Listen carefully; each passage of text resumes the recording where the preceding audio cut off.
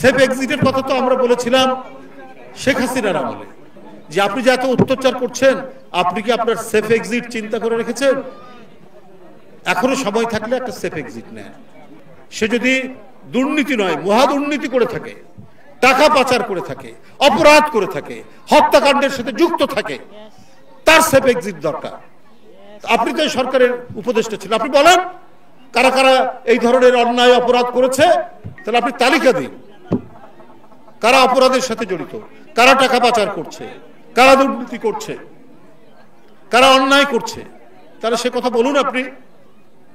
আমরা তো এই সরকারের প্রতি আস্থা রাখতে চাই যে এই সরকার অন্তর্বর্তীকালীন সরকার, এই সরকার নিরপেক্ষ সরকার, এই সরকার একটি অবাধ সুষ্ঠু নির্বাচন নিশ্চিত করবে এবং তার আগে প্রয়োজনীয় যত সংস্কার, সে সংস্কারের জন্য তিনি কাজ করে যাবেন, সেটা নেতৃত্ব দেবেন।